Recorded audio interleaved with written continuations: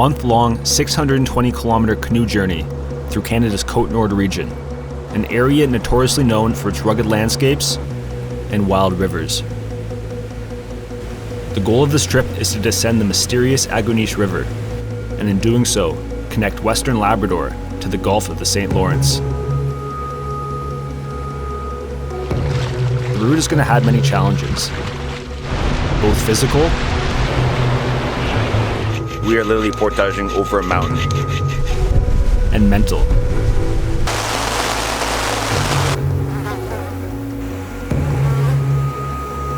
We're going to be alone in a very remote area, which means we're going to have to be self-sufficient and know what to do if things go wrong. Really snapped right in half. A trip like this takes a lot of prep and planning.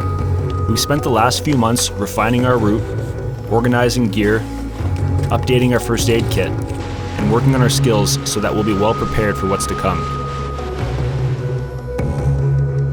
The adventure will start at the Orway train station, and from here we'll travel east for 2 weeks across the expansive Labrador plateau to reach the crest of the ancient Laurentian mountain range.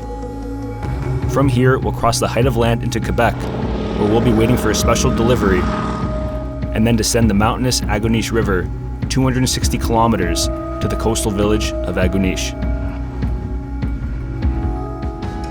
Matt and I have spent the entire day driving and ferry hopping from Halifax, Nova Scotia to Sept-Îles, Quebec. Tomorrow, we'll take the Tuatin rail line another 300 kilometers north to be dropped off at our starting point. If all goes well, we'll be out in 30 days.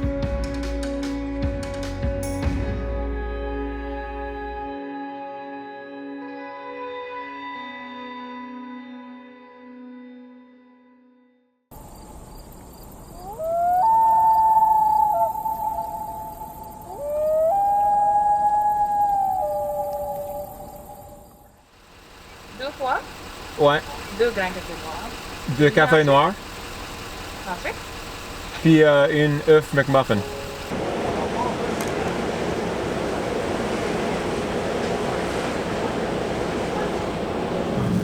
We made it to the train station. It's pretty hectic. Oh, ici. We obviously can't speak French that well, and we've been trying to get our stuff onto the train. It's all kind of all over the place, so we really hope everything's there when we get to our takeout at Orway.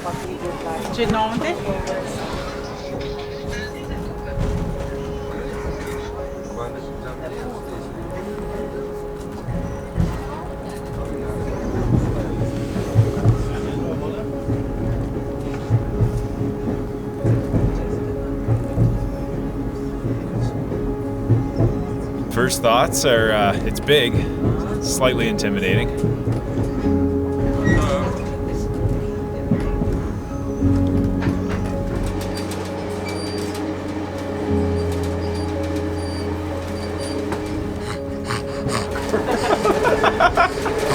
We're very, very close to where we're going.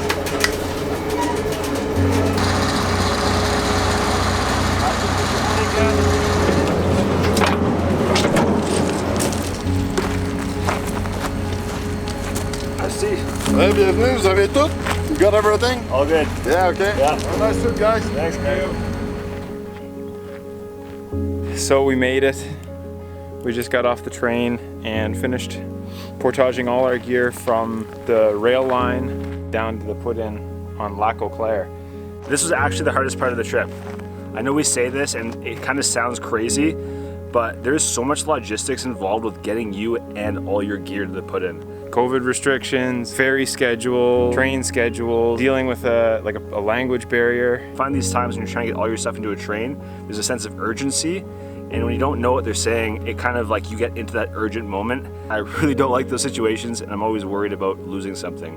But luckily, we have all our gear. Both Matt and I are here on this beautiful lake to start this month-long trip.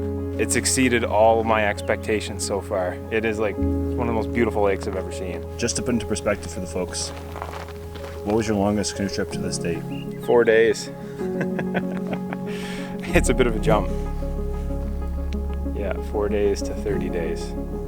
It's overwhelming, and I'm just really excited to get going. All my pre-trip jitters and anxiety and concerns are starting to fade away, and I'm just getting really really excited about the prospect of spending a month out here.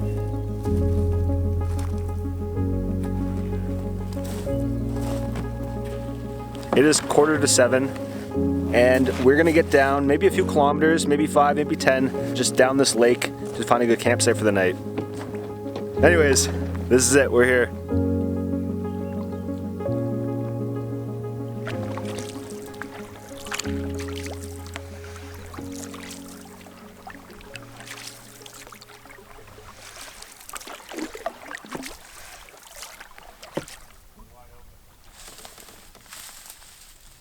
This is pretty lumpy, but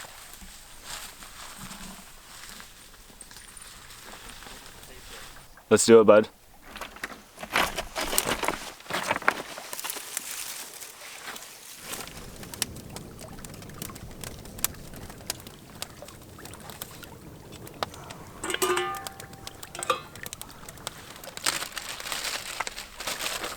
It takes a couple days to kind of get your swing of things and remember where everything goes and where everything was. If we can just group a bunch of items in baggies, it'll be a lot easier to like pull them out and have a clearer picture of what we got.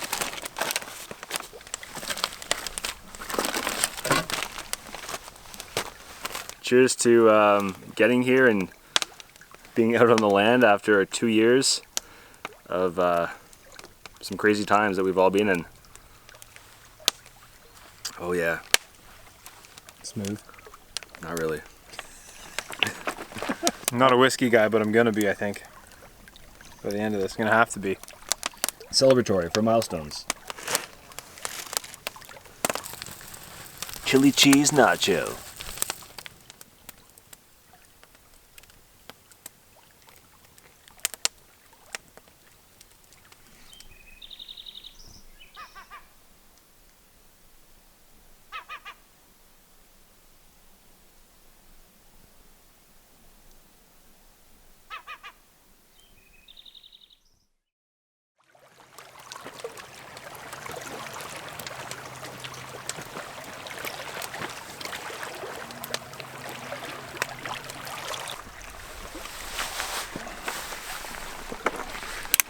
The last time I wore these for a couple of days and I had to dig an ingrown toenail out because these things get so tight around your feet. This is something crazy. It was beautiful yesterday, and it looks like a beautiful day today. Calm, big skies. Our first full day on the water today.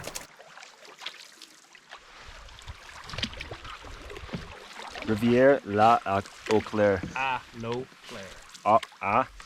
Rivière à l'eau claire. Ah, l'eau claire. Rivière à l'eau claire. The river of clear water. We are entering our next 3 days of meandering river en route to Lac Joseph.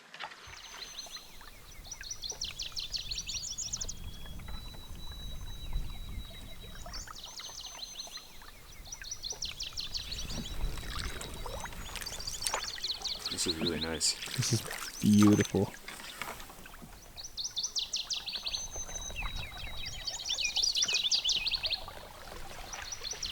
We are flying. We gotta go right. See where that rock is, where that fallen tree is? Yeah. We'll sneak in behind it, and then river left pretty much the entire way. Okay. And just remember, everything's a little more sluggish with a full boat. Yeah. We don't have much spots to stop here. No, we don't, man. Alright, we got her. Hard. Hard, hard, hard. Good back paddle.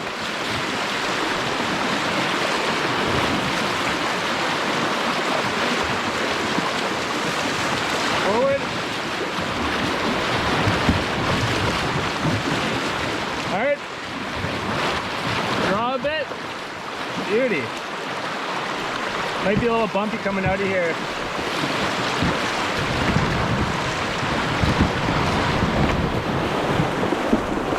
Woohoo! Okay, so those things are a thing. Well, those aren't marked, FYI. So we just learned that this river has some rapids in it. Yes, Clay! Oh, dude, it's This is We got some stuff.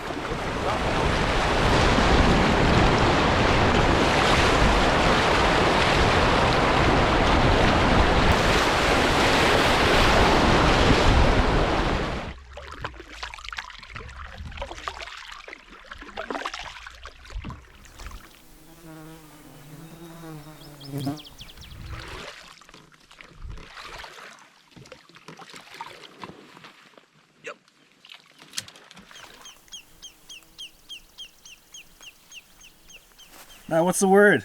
lunchtime. Yeah, it's nice to get out and stretch my legs. My butt's pretty sore. Oh yeah. Man, that looks delicious. Thank you, Kevin. Grab us, Liz.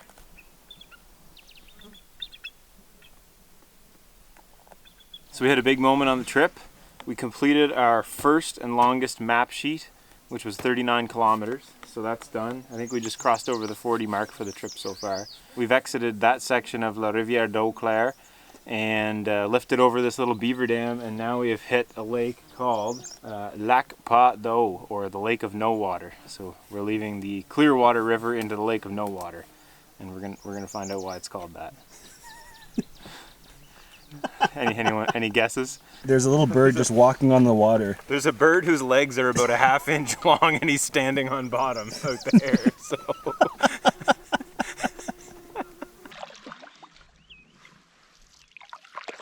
We're not dead yet. What's that expression about being dead in the water?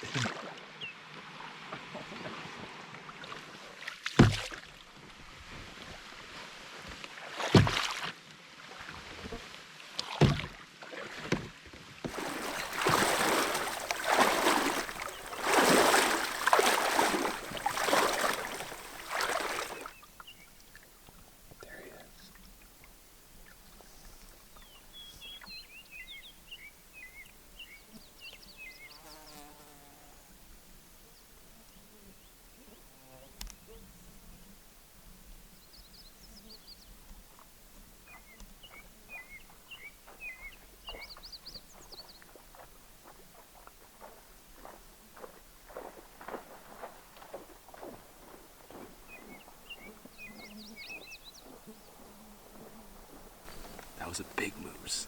We were just paddling along this lake, and Matt says, "Look, moose, right on this island here."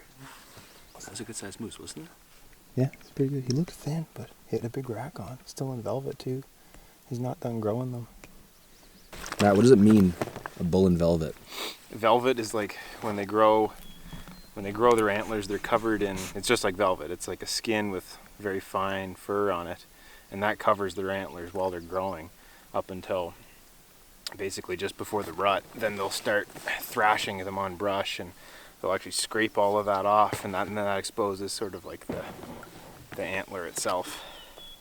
So this time of year in the summer, they're still growing their antlers, and they're in, that's what you call in velvet. Yeah, he was a good sized bull. One of my big dreams for this trip was to see some big bull moose, and it happened on our first full day, so I really can't ask for much more than that.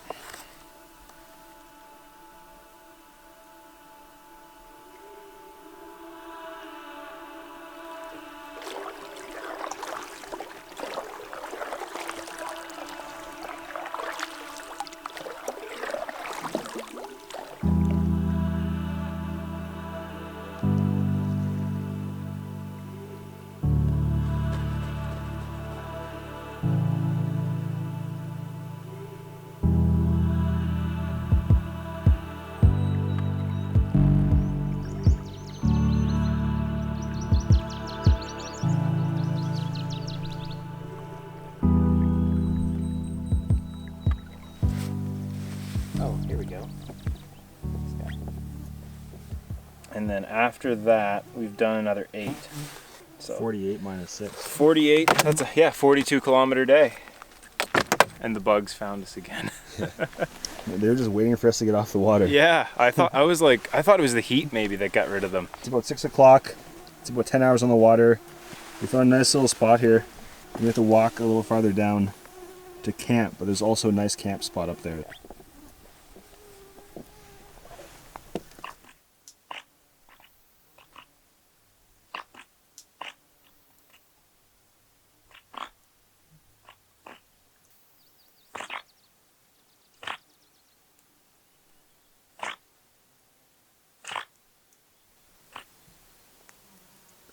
They're beavers this time.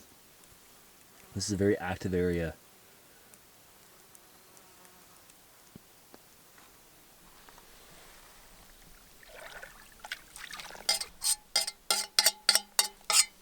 Welcome to Matt's Bistro. Matt's famous backwoods curry chicken.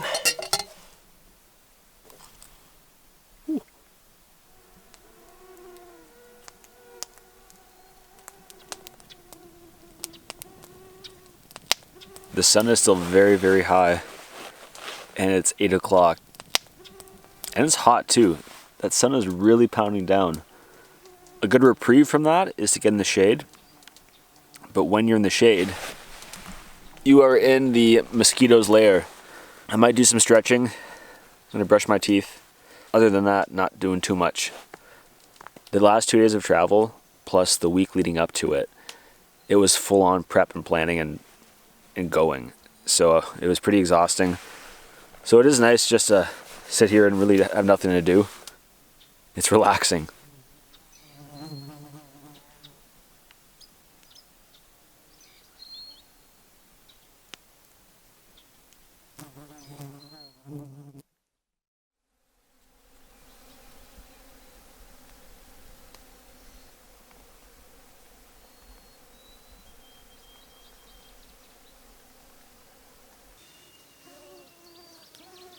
Yeah, this sun is beating down right now. And what time is it, Matt? It's not even. It's just after 6 in the morning, and it's already really hot out here. How'd you sleep last night? It took me a little while to fall asleep, but once I did, I think it was pretty good. Woke up a few times just in the morning there. You had a headache yesterday? Yeah, I had a really bad headache. I think it was from probably not drinking as much water as I should have, and just like the bright sun all day gave me a pretty wicked headache. Popped a couple Advil, and then those kicked in sometime before bed, and felt better after that. Come meet our friends. We sleep with them every night. Be free.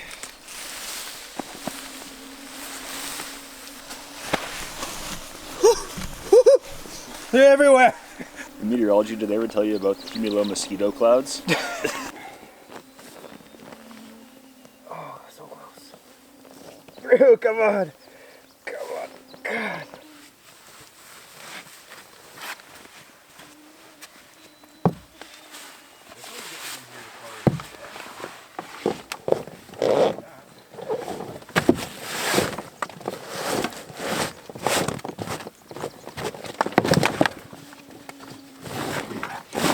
Oh.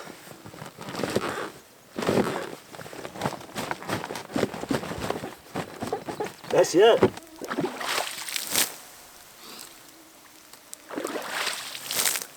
I don't know. Oh, Baylor. Woke up to some hot conditions. 6 o'clock in the morning, the sun's already beaming down on us.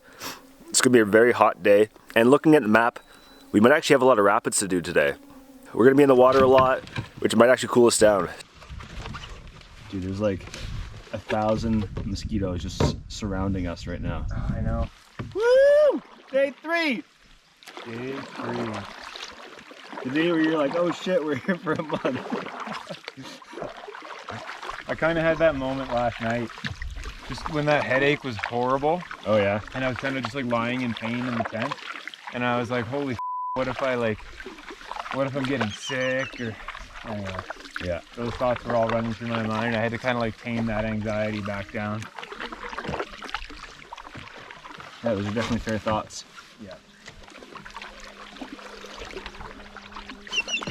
We are getting to the first named rapids on the route.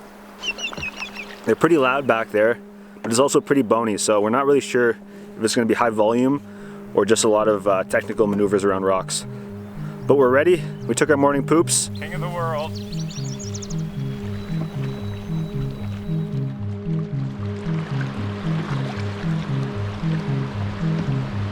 I think, like 11 o'clock almost. Yeah.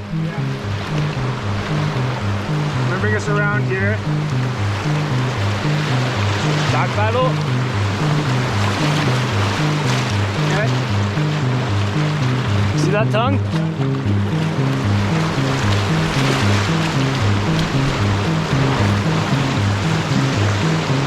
Paddle hard. Draw. Step forward. We got this. Let's paddle this one out. Woo! First big one of the trip. There it is.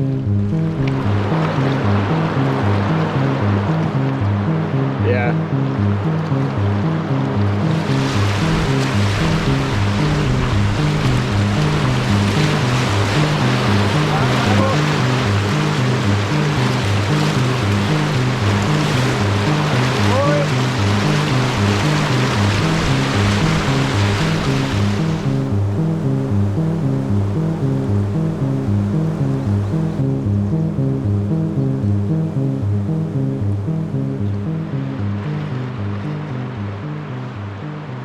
I'm almost thinking like to the left of this big pointy one. Like nothing's great. It's a big commitment, so we want to kind of have like a general route in mind there. Right behind that rock there. The river constricts, and there's a set of rapids up here that we can hear. We're gonna go assess what it's all about. Oh man. Ride this out and maybe kind of get ourselves set up in that eddy. Run down, there's another eddy in behind those rocks. Yeah, it's a safe haven. I think this upper section, we can agree that is good. Yeah. And like that, it's that next little kind of turnaround. And the hope is we can just get into that eddy down there. And it might be not so much like a traditional C-turn eddy, but maybe like a back Just paddle. a back paddle out. And just to like get us out of the main current. Forward, out. Back paddle a bit.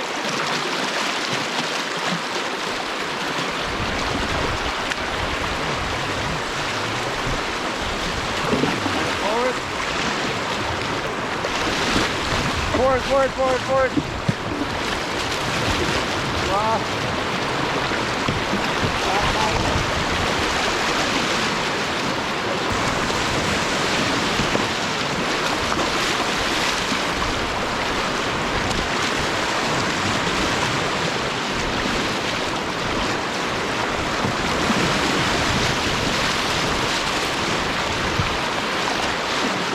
Back paddle.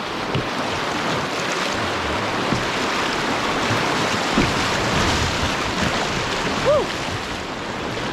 Nicely done, man.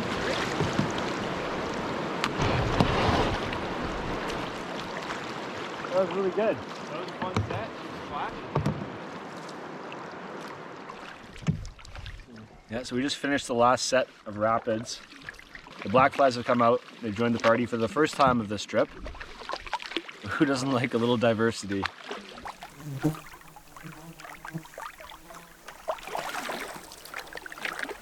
Terrain is changing. We're hoping this is a sign that Lac Joseph in 3 kilometers has some sandy beaches for us to be camping on. Oh, buddy, look at it. Woo! It's a big lake. That is a big lake. Holy smokeroonies! We made it to Lac Joseph. This is a huge milestone. This is the biggest lake of our entire route. It's friggin' huge. We're gonna be paddling over 40 kilometers on this lake. This marks the end of the Clearwater River and the start of our big lake paddling. Big milestone for us. Now, what's up with your face? I don't know what is up with my face. Oh my goodness. Oh. Just bug parts and blood.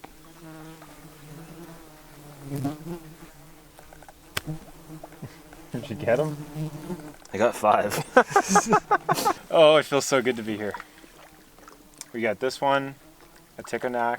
How is it this calm? I don't know. This is ridiculous. you couldn't have drew up better weather to do these big lakes. It's like just dead calm. Right now we are on that point where the Rivière de l'Eau Claire exits into Lac Joseph, and I think we kind of want to shoot for, what do you want to do, just scoot across to this island? And Yeah, I don't think we have to worry too much about wind, so kind of just a straight line. So we'll set our bearing.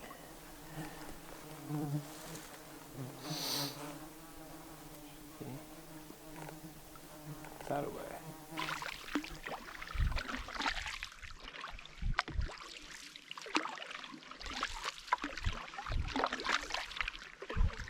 Oh, dude, is that a beach or is that a sandy point? I was just looking at that. I do like the idea of being on an island compared to mainland. Me too. And I'm thinking it is looking like this is a point. And like, so this one is a pretty steep sand, but that's like very flat, gradual sand. Okay. Which might be good.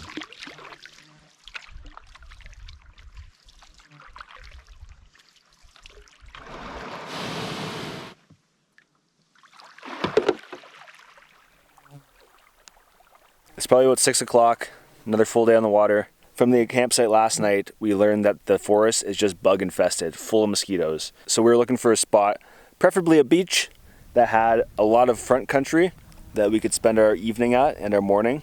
It is bloody hot outside, but we'd rather be very hot than have to deal with all the mosquitoes that are in there.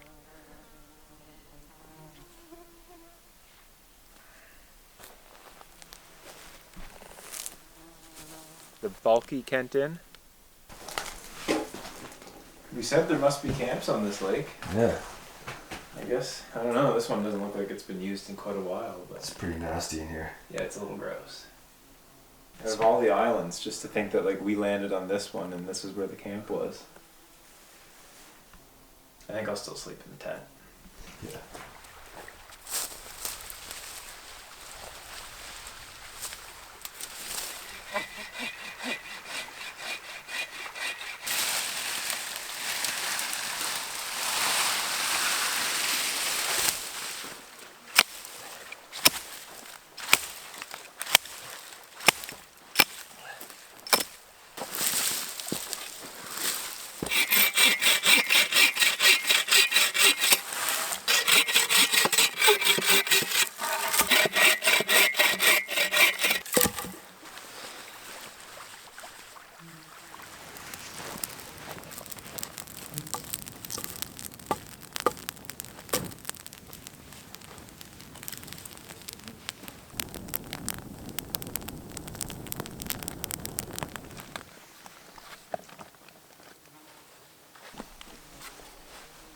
We weren't super smart, and we put all our like jars of like peanut butter, jam, and Nutella, mustard, all that kind of stuff in the bag where they could potentially get squished and bust open. So I sort of unloaded the top third of that barrel into the canoe, and then now I'm reloading it with all the potentially breakable stuff, and then we'll put the soft stuff into the bag where they're not really going to be in any danger. This is a shepherd's pie. This recipe is from my buddy Kyle. Makes quite a lot. You see there's 2 full bowls here, and we still have leftovers, and we have like 8 more of these, so we'll show you the full process on a later day.